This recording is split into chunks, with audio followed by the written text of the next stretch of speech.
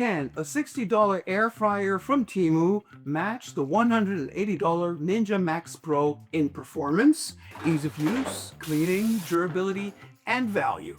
To find out, I tested both air fryers to see how quickly and evenly they cook. Starting with chicken, frozen fries, some carrot, sweet potato, bell pepper, pizza, and even muffins. To check if the food turns out golden, evenly cooked, and just as tasty across the board. Let's begin with the $179.99 Ninja Max Pro from Amazon. It looks solid. The outer housing is plastic, but it actually feels high quality. It weighs 11.44 pounds, so it's got a bit of a heft to it, and it feels sturdy on the counter. It's 14.92 inches deep, 11.3 inches wide, and 12.01 inches tall. Inside, you get a 6.5 quart non-stick metal basket and a removable crisper plate. Both should be dishwasher safe. The basket slides in and out smoothly, which already gives it points for ease of use. When flipped, you can see the crisper tray stays firmly in place. No wobbling or shifting. Right above is the heating element, right here. A metal spiral with 6 coils. I've been using this air fryer for a while now, and as you can see when you close in, it gets dirty fast. Cleaning it isn't impossible, but it's definitely a pain. That said, cleaning the basket and crisper is totally fine. The only small issue are these silicone pieces on the crisper tray. Grease tends to collect around them. That's not ideal, but you can clean it out with a bit of extra effort. The display has simple physical buttons. Not the fanciest, but way better than a laggy touchscreen. It comes with 6 cooking functions: max crisp, air fry, air roast, bake, reheat, and dehydrate. You also get a 60-minute timer, and it heats up to 450 degrees Fahrenheit. The power cord is about 32 inches long, and it even has a little clip to keep it from bending or getting twisted or damaged. So, how does it actually perform? Here is the golden, crispy on the outside, soft on the inside, fries ready in just 14 minutes with one shake halfway through. And just look at how nice these muffins turned out. They've got a beautiful golden top, fully baked through from the bottom and center. But the only flaw? They all cracked a bit along the sides, which makes me think the airflow isn't perfectly even across the basket.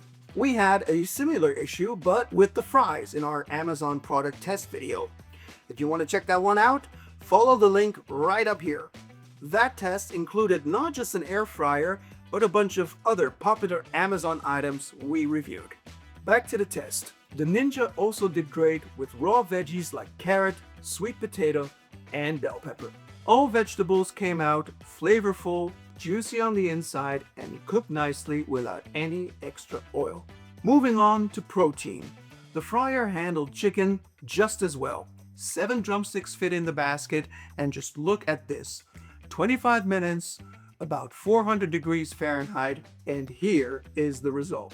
I didn't flip the chicken during cooking, so the skin isn't perfectly even, but that's easily fixed by turning them around a couple of times while they cook. As for pizza, I used a frozen one. You can fit 2 regular slices in the basket. I cooked it for 7 minutes, though I probably left it in a bit too long. But if you're into crispier crust, that is actually a plus. Now, let's move on to the budget option. This is the $62 air fryer from Temu. First thing you notice, it's quite lighter than the Ninja. In terms of size, it stands about 11 inches tall, 10.6 inches wide, and 10.2 inches deep. The plastic feels a bit flimsy because some of the panels aren't tightly sealed. Inside, it's similar to the Ninja, but this one claims a slightly larger capacity, 6.8 quarts. One thing to mention though, this one does have a bit of that plastic smell inside. Now, compared to the Ninja, the basket doesn't slide out as smoothly. You have to press your thumb against the front of the fryer while pulling the handle, kind of like this,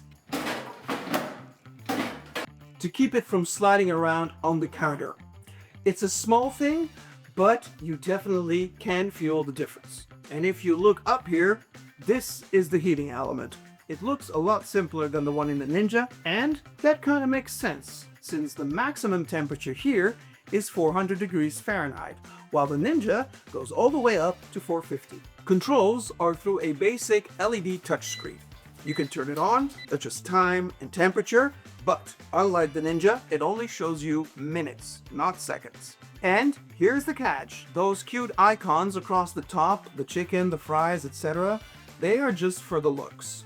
To actually pick a mode, you have to press a tiny button right here when the touchscreen is on the side. Personally, that kind of bugs me. Feels like those old school multi-cookers. Tap too far and you've got to cycle through everything again. It's definitely a usability minus. The power cord is the same length as the Ninja's, 32 inches, but the strain relief piece here is slightly bigger. That said, it feels a bit fragile. You press too hard and it just might snap. Now, let's talk about how it actually performed. Chicken, this one fit the same 7 drumsticks, and they cooked up with a crust, juicy inside, and most importantly, without adding any extra oil. That result took the same 25 minutes at 400 degrees Fahrenheit. Here's a side-by-side with the Ninja. Honestly, you could play a game of spot the difference. What about the fries? Golden, tasty, crispy, same quality, same 14 minutes, and only one shake halfway through. And voila, the result is nearly identical. The muffins, done in 15 minutes and came out beautifully browned. But the same issue popped up. They cracked around the edges, just like they did in the Ninja. So just maybe it's not a grand flaw, but something more common to air fryers in general. The frozen pizza was also cooked for 7 minutes, and honestly, I cannot tell the difference. And just like with the Ninja, 2 slices fit perfectly in the basket. The bell pepper came out juicy and flavorful, just like the other raw veggies, the sweet potato and the carrot. No complaints there either. Surprisingly, the budget fryer held up. And not just held up, it went toe-to-toe with the $180 Ninja. But here's one tiny catch. Take a look inside the basket. There are these little silicone pieces around the edges. When you're cooking something greasy, fat drips into them. And the cleaning of that is not fun. But overall, it cleans just as easily as the Ninja.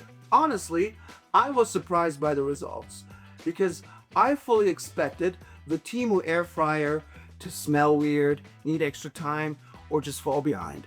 But nope, it kept up just fine. They cook almost identically, clean up about the same, and the differences come down to weight and small build details. And the one big question that remains is whether the performance of the Temu air fryer will hold up over time. But in the end, it's your call, and the good news is there are solid options out there for different budgets. If this video helped you out, hit that like button, subscribe, and share it with someone who's still on the fence about whether a budget air fryer is worth it. As usual, thanks for watching, and catch you in the next one.